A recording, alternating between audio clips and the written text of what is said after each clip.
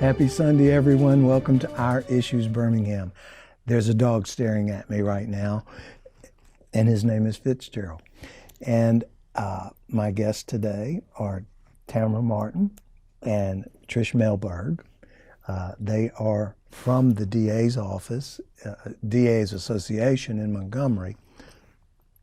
Tamara's a grant writer. Trish is an assistant district attorney. And Fitz is my newest best friend, and he's a service dog. And he is being utilized in a program that's being offered across the state called Alabama Therapy Dog Program, called HERO or something like that? HERO, yes. Is that an acronym for something? It is, helping every victim realize their strength and opportunity. Wow. Well, tell us how this all got started, if you don't mind, Tamara. Okay. It started in 2014 when I received my facility dog, Willow, and started working with the courts in Alabama. Since that time, it's grown, and so we now have 7 facility dogs working in the state. And Tricia helped, actually did most of the grant writing for that, and we received a grant from ADECA, which is the Alabama Department of Economic and Community Affairs, and it is a VOCA grant, and it funds facility dogs around the state. So we have 7 facility dogs, expect to have 8, an extra one added in real soon. And so we provide these dogs to any victim or witness around the state that needs the services of a facility dog. We can make one available to them. So when you use the expression, the services of a facility dog, many people don't know what that means. I do. Can you explain what? Fitz is taking a break right now. He's kind of laid out on my feet because he knows that I need some relaxation tendencies there. What do they do for the victims or for the witnesses? Okay. A big part of what they do in the court setting is exactly what he's doing for you now, and that is to lay across their feet or to lay there and provide comfort for any victim or witness who may need that comfort while they're testifying in court. Other than that, when they're outside the courtroom, they are trained as service dogs, so they know over 40 commands. And such as they can open doors, pick things up for you. Like that TV commercial where they go grab a beer out of the refrigerator for the guy? Some of them may know how to do that, probably not as many. A lot of them know more fun commands, like how to shake hands, how to give high fives, how to bowl, how to play games, cards, that kind of thing. Wow. So they do those things as icebreakers to really kind of get the children to engage. Sometimes when the kids come to us, they don't want to talk.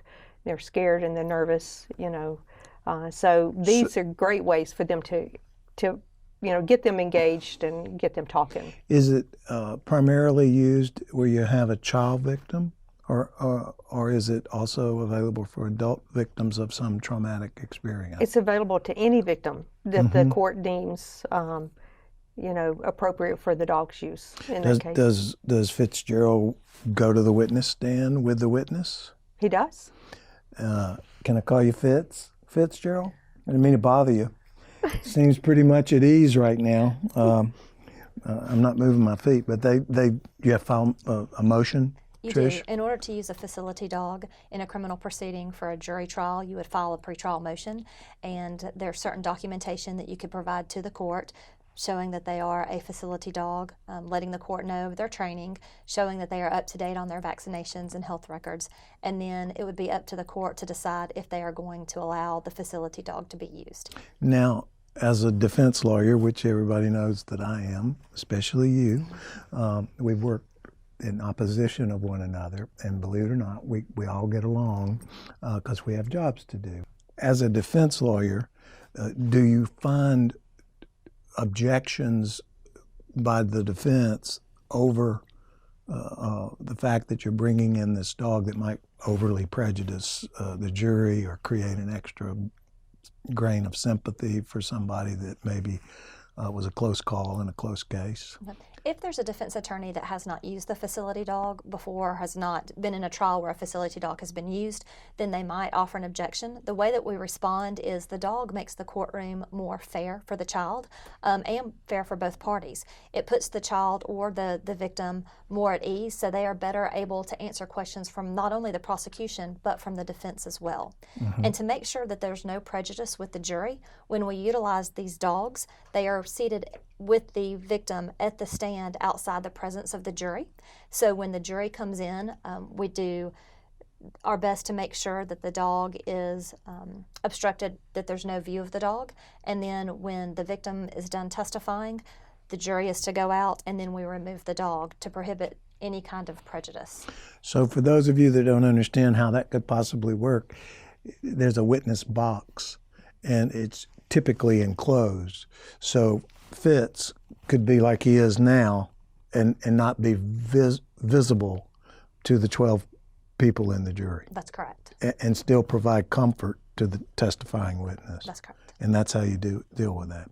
Has Fitz worked locally here he's in Shelby County. Fitz is a Shelby County dog. Fitz recently just came to Shelby County, so Fitz has not been here long enough to do a lot of work. However, Fitz was able to participate in a forensic interview yesterday. Oh, good. And now, for those of you that don't understand, a forensic interview is an interview where typically a child victim is being interviewed off-premise at a child advocacy center. And I'm assuming that's the circumstances that Fitz got to work in. Is that correct? That's correct. Okay. This is really leading edge stuff, so I'm going to take a break. We're going to say goodbye to Trish, and we're going to bring Fitz's handler in to talk some more about her training and how this all evolved. I want to talk to you some more about other jurisdictions where these dogs are used. Great. Don't go away. This is Our Issues Birmingham. I'm Tommy Spina. We'll be right back.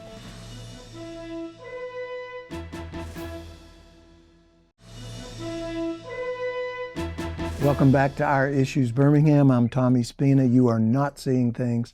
We have changed persons. Tanya Willingham is sitting in the far chair. She is actually Fitz's handler. Is that correct? That's correct. She's more than that, but she is the person assigned to Fitz, and what Fitz does, he does with Tanya, I assume. Is that correct? Yes. So the grants, you said we had 7 and we were getting to 8. Fitz is not limited to Shelby County where he works. Is he sort of like a circuit dog? He is. He is. There is a region that Tanya and Fitz are assigned to. So if anyone in that region needs the help of the facility dog, then we would deploy Tanya and Fitz out there to work.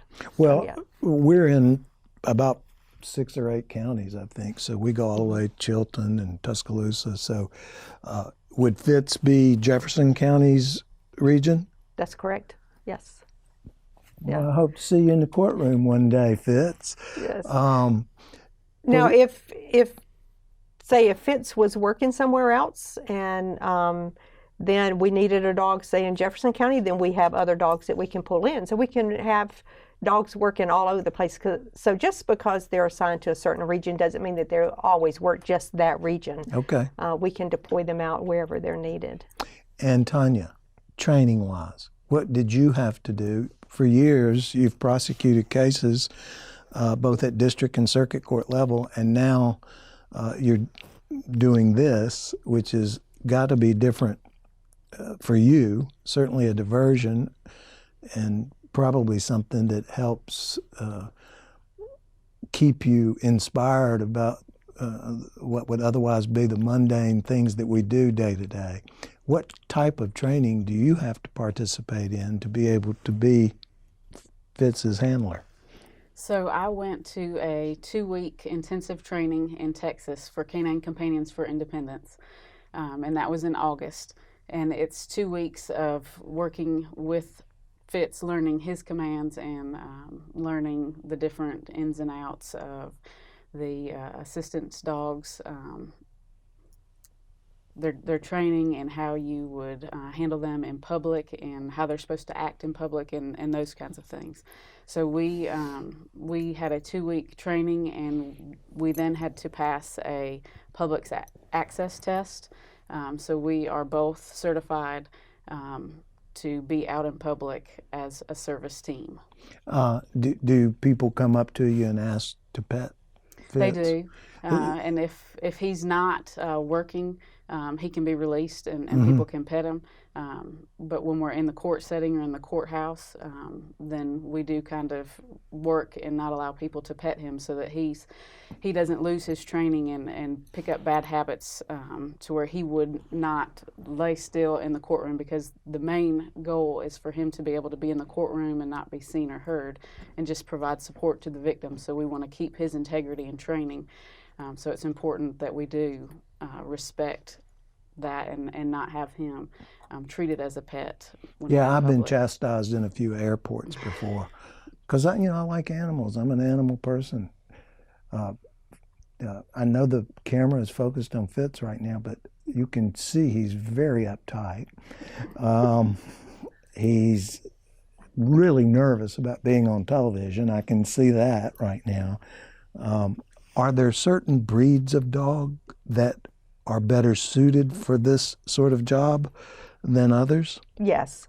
So we chose the service dog organization of Canine Companions for Independence to be the supplier of our dogs because they are the largest service dog organization in the country, and they have a very good reputation of placing well-trained dogs that are very laid back. They use 2 types of dogs. They use labs, golden retriever, or either a crossbreed of the 2. So most of our dogs are going to be a crossbreed between the lab and the golden retriever. I think we have maybe one that is a pure lab, but the rest of them are lab golden retriever mix. So we have 5 yellows and 2 blacks right now, and so we'll see what our 8th one is. You want a poodle? You want a standard poodle that'll do exactly what this dog does? She lays on my feet all the time. Oh, does she? Yeah, she knows. Yeah. She knows I love her. Right. And I need her, even though she does sometimes act out in ways she shouldn't. Right. So, Tanya, does he go home with you? He does. He is with me almost every hour of the day, except for when he doesn't sleep in my bed. He sleeps in a crate at home, but otherwise we're together. And do your children get to play with him like they would any other dog, or are there restrictions? So there are restrictions. He cannot be walked by somebody who's under the age of 18, so they know that they can never walk him. Also, when he has his vest on, they know that he's working. So if we're out in public, then they know that they can't interact with him. At home, when his vest comes off, he's a pet. So they get to play with him inside the house and in the fenced-in yard because he can't be off a leash. How old is Fitz? He is 2. And do you think Fitz knows that he's a service dog? I think he does know that. At home, when his vest comes off, he's a completely different dog, and when it's time to go to work, he's like this. So. All right. We'll be back in a minute. I'm having way too much fun doing this show. This is Our Issues Birmingham. We'll be right back. Welcome back to Our Issues Birmingham. Today's guest is Fitzgerald, has no last name. Probably does. He's got papers, right? He's got service dog papers. Service dog papers. A question was asked when we were at break relative to what happens when someone comes up to him while he's working. How do you deal with that circumstance? So if somebody comes up to us while we're out in public working and asks to pet him, if we're in the midst of a training, I would explain to him, no, not at this time. He's working. And sometimes that raises the question, well, what does he do? And I go on to explain to them that he works in the courthouse and works with victims and witnesses of crimes. to help provide comfort and support during some of the most traumatic times of their life. And then it go on to explain that leads to the question, well, oh, he's just a pet. He's a emotional support dog. I go on to further explain to them, no, he's a trained service dog who has been trained since birth until 2 years of age when we graduated from the Canine Companions for Independence training, where we had talked earlier. I received 2 weeks of training with him, and that he can do up to 40 different commands, and he can retrieve items, he can turn on lights, he can open things, close things.